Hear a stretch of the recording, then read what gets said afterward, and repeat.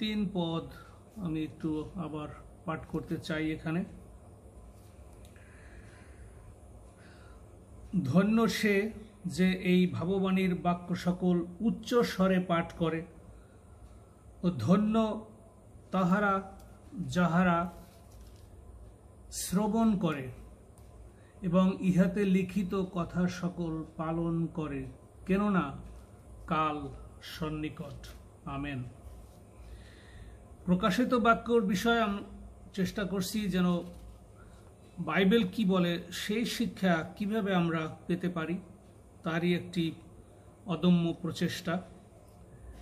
এই দুরূহ ঈশ্বরের বাক্য, নিগূঢ় তত্ত্ব সবকিছু বোঝার শক্তি আমাদের নেই, কিন্তু ঈশ্বর এবং পবিত্র আত্মা আমাদেরকে যতটুকু সাহায্য করেন তার উপর নির্ভর করে আমরা আলোচনা করি। প্রকাশিত বাক্যে আসলে মূলত 9টি ইম্পর্ট্যান্ট বিষয় রয়েছে এই প্রকাশিত বাক্যে। যেমন প্রথমেই আছে যে এক অধ্যায় হইল পাস্টের বিষয়ে বলা, প্রকাশিত বাক্য 2 এবং 3 হইল প্রেজেন্ট মানে চার্চ যুগ এবং বর্তমানের সঙ্গে তুলনা, এবং প্রকাশিত বাক্য 2 থেকে 3-এর মধ্যে 19 বার চার্চ কথাটি, মণ্ডলী কথাটি 19 বার লেখা হয়েছে। এরপরে চার্চ আর নেই। এই শেষ সতর্কবাণী এবং যিশু নিজে সেই আইল দ্বীপে, পাটমসের যে আইল দ্বীপ আছে সেখানে বসে আমাদের এই জিনিস দিয়েছে। আমরা ইচ্ছা করলে আরেকটু বার আমরা আবারও ম্যাপটা একটু দেখতে পারি, যে আমরা জানি যে সেই মণ্ডলী শুরু হয়েছিল এই যে ইফিসীয় মণ্ডলী থেকে শুরু করে, এভাবে ইফিসীয় থেকে ঘুরে এসে এখন আমরা আজকে এই 2টা মণ্ডলী আলাপ করব, ফিলাডেলফিয়া এবং লাইদিসিয়া মণ্ডলী। ফিলাডেলফিয়া এবং লাইদিসিয়া মণ্ডলী, 2টি মণ্ডলীর বিষয়ে আলাপ করব আমরা। তারপরে এই যে তুরস্কের মধ্যে এই মণ্ডলীগুলি ছিল, এই মণ্ডলীর চরিত্র দিয়ে এই পৃথিবীর চার্চের যুগ শেষ হবে। আর সেই বিভিন্ন যুগ কিভাবে স্কলাররা দেখতে পাচ্ছেন বাইবেলের আলোকে, সে বিষয়ে এই বর্তমান বিষয়ের সঙ্গে এই মণ্ডলীগুলির তুলনা করা। তো প্রকাশিত বাক্যের প্রথম হল অতীতের বিষয়, বর্তমানের বিষয়, এবং 3 নম্বর হইল প্রকাশিত বাক্য 4 থেকে 22 অধ্যায় হইল ফিউচার। তো এই 3টে ভাগে মূল ভাগ করা। তারপরে যদি আর পয়েন্টগুলি দেখি, 4 নম্বরে আছে যে ক্রাইস্ট চার্চ ইন হেভেন, মানে 4 অধ্যায় এবং 5 অধ্যায় হলো যে স্বর্গের যে মণ্ডলী সে বিষয়ে আলোচনা, এবং 19 অধ্যায় 1 থেকে 10। তারপরে 5 নম্বর বিষয় আছে ফিউচার, যেটা 7 ইয়ার্স ট্রিবুলেশন আসবে, মণ্ডলী আর নাই, সেখানে কি দশা ট্রিবুলেশনের সে বিষয়ে। তারপরে 6 নম্বর আছে second coming, day of the Lord, যিশুর আগমন, এবং 19 অধ্যায় 11 থেকে 21 পদে বিশেষ করে। 7 নম্বর পয়েন্ট হইল মিলেনিয়াম, তার মানে এই পৃথিবীর ধ্বংসযজ্ঞের পরে আমরা যে যিশুর 1000 বছর রাজত্বের মধ্যে ঢুকে যাব সে বিষয়ে আলোচনা। 8 নম্বরে আছে 20 অধ্যায় যে ফাইনাল রেভুলেশন, মানে হোয়াইট থ্রোন জাজমেন্ট, মানে এই যে আমরা বিচার বিষয়ে যে আমরা এত আলোচনা করি, এত কিছু শুনি, সেটি 1000 বছর হলো মিলেনিয়াম, মানে যিশুর 1000 বছর রাজত্বের পরে গিয়ে হবে সেই ফাইনাল যে হোয়াইট থ্রোন জাজমেন্ট। সেই জাজমেন্টের পরে আমরা চলে যাব ইটারনিটিতে। আর কোনো কালেও এই বিষয় কারো মনে পড়বে না এই যে পৃথিবীতে আমরা ছিলাম, এইরকম একটা পৃথিবী ছিল, কি ছিল না ছিল কিছুই থাকবে না। সেই 9 নম্বর পয়েন্টই হইল নিউ হেভেন অ্যান্ড আর্থ, যে ঈশ্বরের সঙ্গে মানুষের বসবাস, ইটারনিটি। প্রকাশিত বাক্য 21 থেকে 22। তো এই পয়েন্টগুলি টোটালটাই হইল প্রকাশিত বাক্যর বিষয়বস্তু। কিন্তু আজকে আমরা শুরুর দিকেই রয়েছি, আমরা ফিলাডেলফিয়া মণ্ডলীর বিষয়ে আলাপ করতে চেয়েছিলাম। ফিলাডেলফিয়া মণ্ডলী এবং প্রকাশিত বাক্য 3 অধ্যায় আমরা দেখব 7 পদ থেকে। ফিলাডেলফিয়া মণ্ডলী হলো আদর্শ মণ্ডলী। আদর্শ মণ্ডলী কিরকম, সেই যুগটা কেমন ছিল সেটি আমরা যদি পর্যবেক্ষণ করি, সেটা 1700 খ্রিস্টাব্দ থেকে 1900 খ্রিস্টাব্দ পর্যন্ত হইল এই সময়কালটা ধরা হয়েছে। আমরা একটু বাইবেল পাঠ করি এবং সে বিষয়ে আমরা আলোকপাত করি। ফিলাডেলফিয়া মণ্ডলী দূতকে যীশু খ্রিস্ট বলছেন যোহনকে, সেই আমরা বলি আইল দ্বীপ, পাটমসের আইল দ্বীপে বসে যোহন এটা লিখছে। এবং এত একটা মজার বিষয় যে উপরে তৃতীয় স্বর্গে ঈশ্বর রয়েছেন। ঈশ্বর যিশুকে নির্দেশ দিয়েছে, যিশু তার দূতকে এই কথাগুলি বলেছেন, দূত এসে যোহনকে বলেছেন। কয়টি অধ্যায়, অদ্ভুত একটা চেইন অফ কমান্ড। ঈশ্বর বলেছে, যীশু খ্রিস্ট সেগুলি বলার জন্য তার নিজের দূতকে ব্যবহার করেছে এবং যোহনকে দিয়ে লিখে এই তুরস্কের এই 7টি মণ্ডলীতে এই পুস্তকটি তাড়াতাড়ি পাঠিয়ে দেওয়া হয়েছে, যেন সমস্ত পৃথিবীর মানুষ এই মণ্ডলীর যুগের মধ্য দিয়ে সতর্ক হয়ে যায়, কারণ এরপরে আর মণ্ডলী থাকবে না, র্যাপচারের পরে মণ্ডলী নেই। আসুন আমরা পাঠ করি। যিনি পবিত্র, যিনি ধর্মময়, যিনি দাউদের চাবি ধারণ করে, তিনি খুলিলে কেহ রুদ্ধ করে না, ও রুদ্ধ করিলে কেহ খুলে না। এই চাবি যেটা দাউদের বংশ দিয়ে যীশু খ্রিস্ট খুলেছে আসলে, এবং তিনি যে দরজা ওপেন করে দিয়েছে সুসমাচারের, এটি কারো রুদ্ধ করার কোনো শক্তি নাই। এই জন্য শয়তান যতই চেষ্টা করে বাক্যকে রুদ্ধ করতে পারে না। ওপেন করা হয়েছে। আমি জানি তোমার কার্য সকল, দেখো আমি তোমার সম্মুখে এক খোলা দ্বার রাখিলাম। মানে বিশাল সুযোগ তোমাদেরকে দেওয়া হয়েছে ফিলাডেলফিয়া মণ্ডলী, তাহা রুদ্ধ করিতে কাহারও সাধ্য নাই, কেননা তোমার কিঞ্চিত শক্তি আছে, আর তুমি আমার বাক্য পালন করিয়াছ, আমার নাম অস্বীকার করো নাই। এই যে কেননা তোমার কিঞ্চিত শক্তি আছে, স্ট্রেংথ। এবং এই যুগের যে সাধু যারা পরিশ্রম করছে অক্লান্ত, তাদের যিশু বলছে যে তোমাদের যে শক্তিটুকু আছে যথেষ্ট, এবং সেটাকে তোমরা ব্যবহার করো। তারা কারা আমরা সেটি পরে দেখব। আর তুমি আমার বাক্য পালন করিয়াছ, আর আমার নাম অস্বীকার করো নাই। তার মানে প্রত্যেকে এত বেশি স্যাক্রিফাইস করেছে, যে এত অগাধ বিশ্বাস নিয়ে তারা কাজ করেছে প্রভুর পক্ষে, যেন তাদের কার্যকলাপের ফলে পৃথিবীর এক প্রান্ত থেকে অন্য প্রান্ত পর্যন্ত সুসমাচার পৌঁছে যাবে।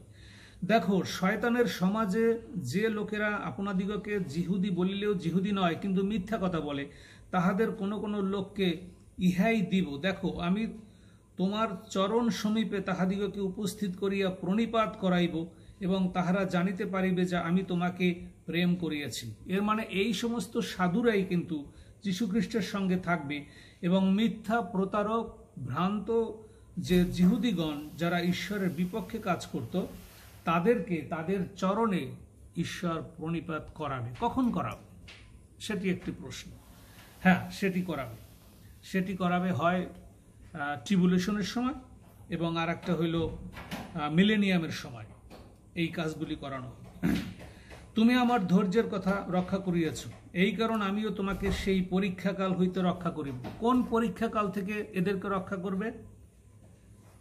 এটা হলো সেই ট্রিবুলেশন, 7 ইয়ার্স ট্রিবুলেশন সময়কাল, যাহা পৃথিবী নিবাসীদের পরীক্ষা করিবার জন্য সমস্ত জগতে উপস্থিত হইবে। আমি শীঘ্র আসিতেছি। তার মানে এটাও র্যাপচার, আমি শীঘ্র আসিতেছি।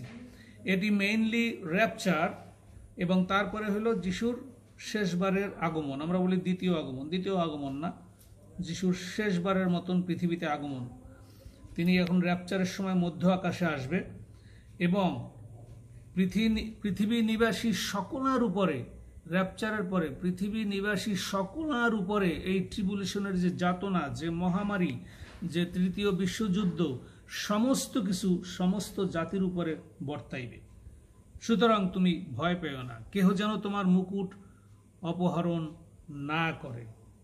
11 পদে না, আমি শীঘ্র আসিতেছি, তোমার যাহা আছে তাহা দৃঢ়রূপে তুমি ধারণ করো। মানে যে সঠিক বিশ্বাস নিয়ে তুমি যে দৃঢ়ভাবে দাঁড়িয়ে আছো এবং তুমি কাজ করে যাচ্ছ, সেটি যেন তোমার কাছ থেকে কেহ হরণ না করে। যে 12 পদ, যে জয় করে তাহাকে আমি আমার ঈশ্বরের মন্দিরে স্তম্ভ স্বরূপ করিব এবং সে আর কখনো তথা হইতে বাহিরে যাইবে না। এর কারণ কি? কারণ মিলেনিয়ামের সময় এই সাধুরা, এই সেবকরা, তারা সেখানে থাকবে স্তম্ভ হিসাবে এবং জেরুজালেমের যে যিশুর যে শিষ্যরাও সেখানে স্তম্ভ হিসাবে কাজ করবে এবং তারাই স্থায়ী। এবং তাহার উপরে আমার ঈশ্বরের নাম লিখব, মানে কি? তা প্রত্যেককে সেখানে পুরস্কৃত করা হবে এবং সেই প্লেট দেওয়া হবে এবং সেই শিরভূষণ করা হবে। তাদেরকে সেইভাবে ঈশ্বর সাজাবেন, যিশু সাজাবেন এবং তারাই ভিত্তিপ্রস্তর হবে যিশুর মন্দিরের। অর্থাৎ আমরা জানি যে জেরুসালেমের 12 জাতির লোকরা জেরুসালেমের সেই স্বর্ণ মন্দির যেটি উপর থেকে নেমে আসবে, সেই মন্দিরের 12 গেটে 12 জাতির লোকরা থাকবে। আমরা না, আমরা স্বর্গে থাকবো, কিন্তু তারা সেটিকে পরিচালনা দিবে। আর আমার বলছে যে এবং তাহার উপরে আমার ঈশ্বরের নাম লিখিব এবং আমার ঈশ্বরের নগরী যে নূতন জেরুজালেম স্বর্গ হইতে আমার ঈশ্বরের নিকট হইতে নামিবে। যিশু বলছে যে নতুন জেরুজালেম স্বর্গ হইতে, সে স্বর্ণময় মন্দির যার পরিমাপ বাইবেলে দেয়া হয়েছে, সেটি এসে হাজির হবে, সেটি নেমে আসবে। তাহার নাম এবং আমার নূতন নাম লিখিব, মানে সেই বিশ্বাসীদের উপরে যিশু নতুন নাম দিবেন এবং যিশুরও নতুন নাম সেখানে থাকবে। সেটি হয়তো নাম হবে ঈশ্বরের বাক্য। যাহার কর্ণ আছে শুনুক আত্মা মণ্ডলীগণকে কি কহিতেছে। অর্থাৎ এই ফিলাডেলফিয়া মণ্ডলী হইল আদর্শ মণ্ডলী, যেখানে সবাই যিশুর পক্ষে অক্লান্ত পরিশ্রম করে কাজ করেছে। এখন যদি আমরা এ বিষয়ে যদি প্রতীকী দেখি যে এই সময়ের লিডার কারা এবং তাদের স্যাক্রিফাইস কেমন ছিল, এর সঙ্গে কতটুকু মিল খায়, কতটুকু মিলে যায়, সেটা আমরা দেখতে পারি। সেটি আমরা দেখব যে যদি আমরা বলি জোনাথন এডওয়ার্ডের কথা, 1703 খ্রিস্টাব্দে জোনাথন এডওয়ার্ড, তিনি থিওলজিয়ান ছিলেন, আমেরিকান পাস্টর, এবং তিনি রিভাইভালিস্ট প্রিচার এবং ইংলিশ ক্লার্জিম্যান। হিউজ পরিশ্রম করেছে, প্রভুর বাক্যের জন্য নিজেকে বিলিয়ে দিয়েছে। জন ওয়েলেসলি 1703 খ্রিস্টাব্দ থেকে 1791 খ্রিস্টাব্দ সময় তার জীবনকাল, এবং তিনি মেথডিজম, এই অ্যাংলিকান মেথডিজম, এটার উনি একজন প্রবর্তক এবং রিভাইভালিস্ট, চার্চ অফ ইংল্যান্ডের ফাউন্ডার অফ ইভাঞ্জেলিজম, মেথডিজম এর উপরে তিনি কাজ করছে। মেথডিজমের উপরে তিনিও একজন পাস্টর ছিলেন। তার প্রচুর বই পৃথিবীতে রয়েছে এবং যত পাস্টর এর পর থেকে আসছে দেখা যায় যে তাদের বইগুলি তারা বেশি পড়াশোনা করেছে। জর্জ হোয়াইটফিল্ড 1714 থেকে 1770 পর্যন্ত তার জীবনকাল। Anglican minister, preachers, founder of Methodism and evangelist movement তিনি শুরু করেছিলেন।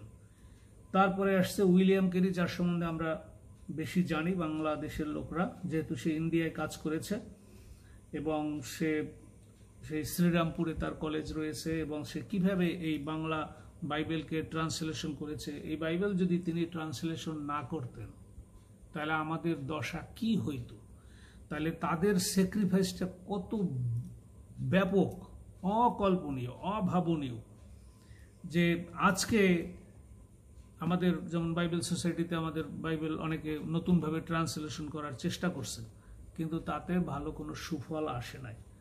কারণ হইল যারা করছে তারা নিজেরা বর্ন এগেইন ছিল কিনা সন্দেহ, এবং তাদের ট্রান্সলেশন পড়লেই বোঝা যায় যে তাদের দুর্বলতা কত বেশি। কিন্তু উইলিয়াম কেরি যারা জীবন বিসর্জন দিয়েছে যিশুর জন্য, তাদের কাজ আর বর্তমানের লোকদের কাজ ফার ফার ডিফারেন্স। এই জন্য ফিলাডেলফিয়া মণ্ডলীর সময়কালের যারা ছিলেন, সারা পৃথিবীতে যারা কাজ করছে, অ্যাডোনিরাম জাটসন তিনি কি কাজ করছেন? তিনিও American Baptist missionary, Bible translator in Burmese ল্যাঙ্গুয়েজের উপরে তিনি কাজ করছে। 21 বছর জেল খেটেছে। মানে শুধুমাত্র বাইবেলের বিষয় এবং 100% বিশ্বাসী হয়ে তারা যে পরিমাণ কাজ করেছে আমরা তা কল্পনাও করতে পারি না। কেন পারি না? এখনকার লোকদের আরো বেশি ভালো করার কথা ছিল, সেটা কেন হচ্ছে না সে বিষয়ে আমাদের খেয়াল করার একটি বড় বিষয় রয়েছে। এরপর আছে জর্জ মুলার, তার নাম আপনারা অনেকেই শুনেছেন। তিনিও হইল ইভাঞ্জেলিস্ট, এবং তিনি হইল জর্জ মুলার আসলে ইংল্যান্ডে তার বাসা থেকে, এই যে আমরা অরফানেজ করি বা অনেকে আমরা হোম করি, শিশুদের হোম, বৃদ্ধাশ্রম, এগুলি যে করি, এর জনক কিন্তু এই জর্জ মুলার। সে এত ব্যাপকভাবে সেবা করেছে, যিশুর পক্ষে কাজ করতে এসে এত অরফানেজদেরকে সে সেবা করেছে। বিশাল ব্যাপার, বিশাল অনুপ্রেরণা পৃথিবীতে ছড়িয়ে দিয়েছে এই জর্জ মুলার। 1800 খ্রিস্টাব্দে, 1805-এ তার জন্ম এবং 1898-তে তার মৃত্যু হয়। এরপর আসে চার্লস ফিনলে, 1792 থেকে 1875 পর্যন্ত। তিনিও একজন আমেরিকান লয়ার, তিনিও একজন রিভাইভালিস্ট। এই আমেরিকান লয়ার হয়ে সে একজন, তাকে বলা হয় প্রফেশনাল ইভাঞ্জেলিস্ট, এবং প্রেসিডেন্ট অফ ওবেরলিয়ান কলেজের উনি প্রেসিডেন্ট ছিলেন ওই সময়, এবং প্রচুর কাজ সে করেছে। এবং সে একজন লয়ার হয়ে কিভাবে যীশু খ্রিস্টের প্রতি বিশ্বাস করে তারপরে এই ধরনের এই ধর্ম প্রচারের কাজ এবং যিশুর বিষয়ে যে সমস্ত কাজ তিনি করেছেন সেগুলি আমরা চিন্তাও করতে পারি না। এরপরে আমরা আসি ডেভিড লিভিংস্টনের নাম শুনেছি আমরা। 1813 খ্রিস্টাব্দ থেকে 1873 খ্রিস্টাব্দ তার জীবনকাল। তিনি স্কটিশ মিশনারি এবং সিভিলাইজেশন ইন আফ্রিকাতে কাজ করে সমস্ত আফ্রিকা মহাদেশে সে যিশুর এই বাক্য ছড়িয়েছে, এবং সেখানে তার পুরো জীবনটা সে দিয়ে দিয়েছে, এবং শেষ পর্যন্ত সে জাম্বিয়াতে তিনি মারা যান। সেই দেশে তিনি, এই যে আফ্রিকান দেশের যত বাইবেলের প্রচার প্রসার তার দ্বারা শুরু হয়। এবং চার্লস স্পার্জিয়ন তিনিও, তাকে বলা হয় প্রিন্স অফ প্রিচার। 38 বছর কাজ করেছে সে লন্ডনে। ইন্সপায়ার্ড বিলিভার্স ওয়ার্ল্ড ওয়াইড, সারা পৃথিবীতে যারা যিশুর পক্ষে কাজ করে তাদেরকে বিশেষ অনুপ্রেরণা দিয়েছে এই স্যার চার্লস। তিনি 38 বছর লন্ডনে এমনভাবে কাজ করেছে যে তাকে উপাধিই দিয়েছিল যে প্রিন্স অফ প্রিচার্স। তারপরে জেমস হাডসন টেইলরের আগে আমি বলতে চাই ডিএল মুডির কথা আমরা শুনেছি। ডিএল মুডি 1837 খ্রিস্টাব্দ তার জন্ম, এবং ডিএল মুডি কি করেছে? তিনি আমেরিকান ইভাঞ্জেলিস্ট অ্যান্ড পাবলিশার, এই যে founder of moody Bible institution. 17 বছর বয়স থেকে তিনি কাজ করে শিকাগোতে শুরু করেন তার কাজ, এবং তিনি বিশেষ করে তাকে বলা হয়তো মাস্টার ডিসাইপল মেকার। তার মানে যিশুর শিষ্য তৈরি করার জন্য সে প্রচুর কাজ করেছে যা সাক্ষ্যময় হয়ে আছে, এবং এই জন্য তাকে বলা হয় মাস্টার ডিসাইপল মেকার।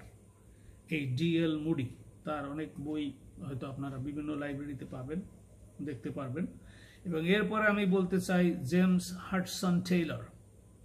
এই জেমস হাডসন টেইলর তিনি 1832 থেকে 1900 সাল বা 1905-এ তিনি মারা যান। সেও ছিল ব্রিটিশ মিশনারি।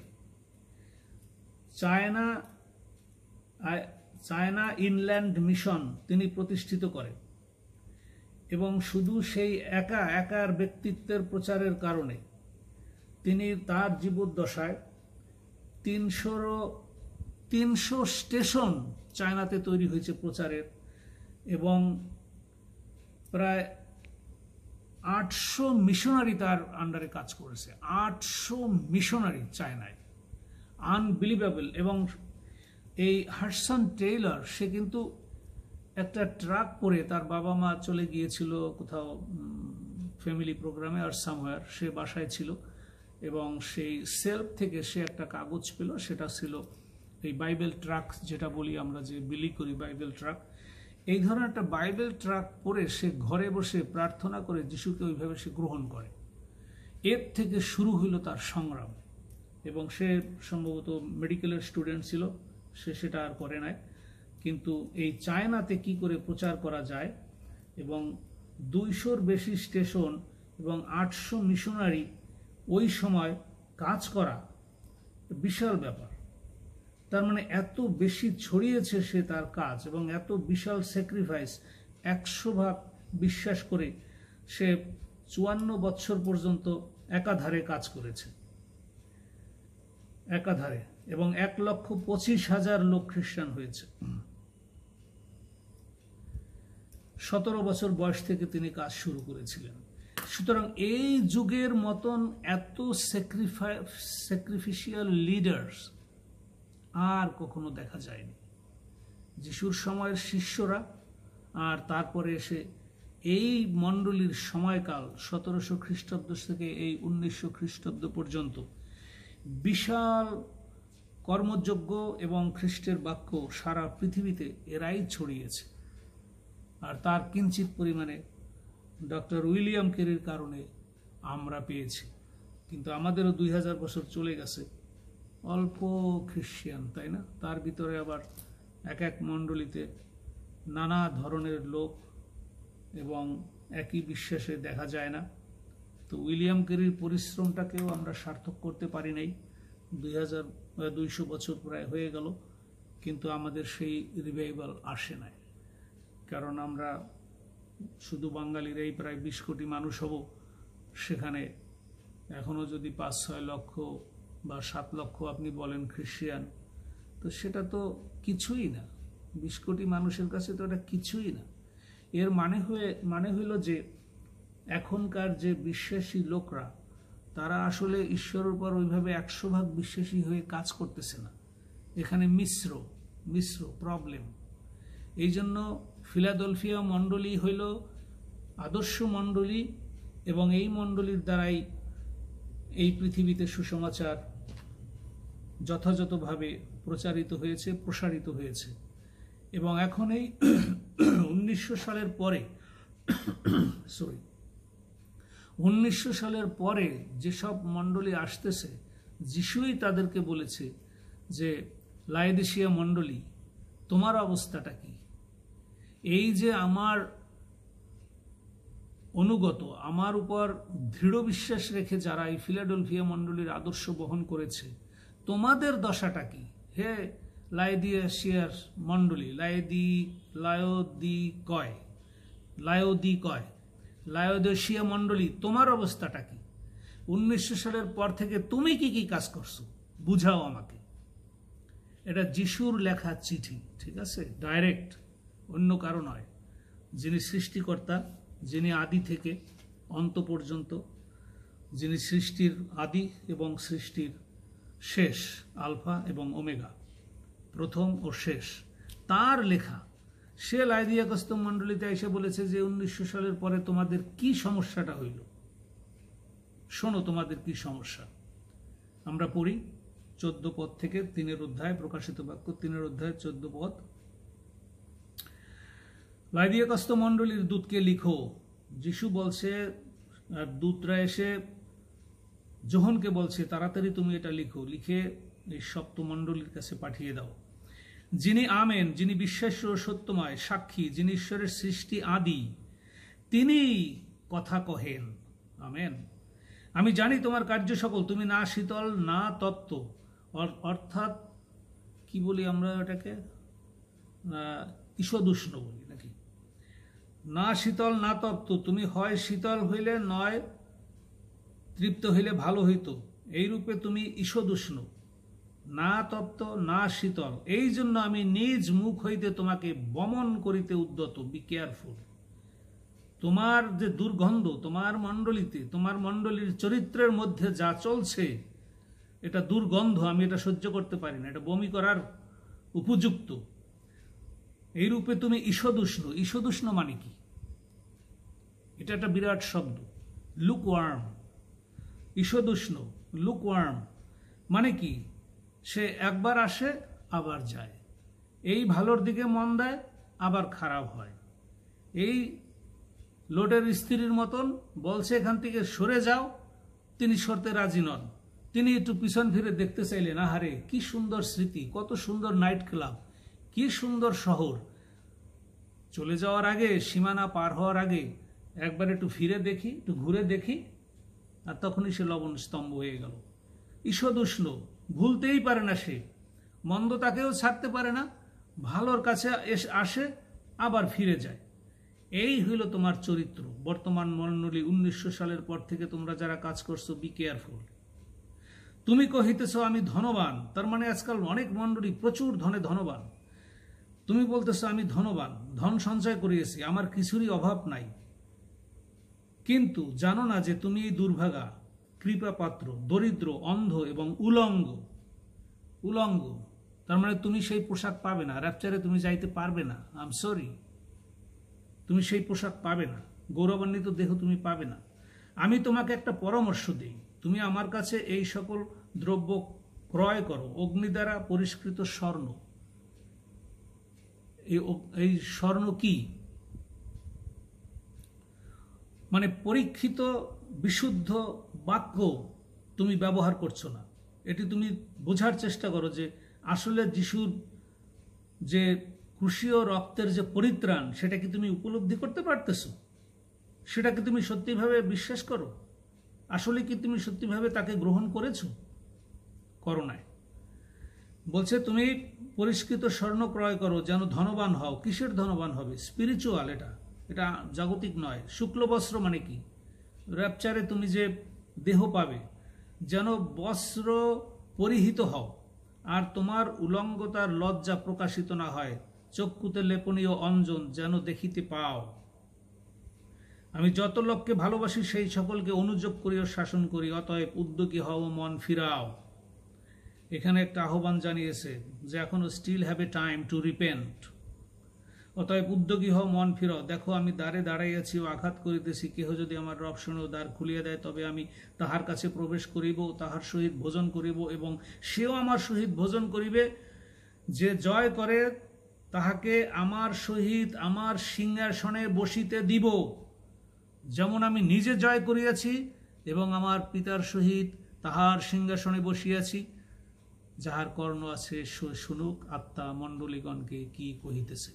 হে 1900 সালের পরের মণ্ডলী, be careful. What are you doing? তোমার মণ্ডলীতে তুমি যা করছো, মিশ্র, বিশ্বাসী অবিশ্বাসী একসঙ্গে বসা, দুষ্ট এবং ভালো একসঙ্গে মিশ্র, এবং দুষ্টের প্রস্তাব পাশ হয়ে যায়, সাধুর প্রস্তাব মাটিতে লুটায়।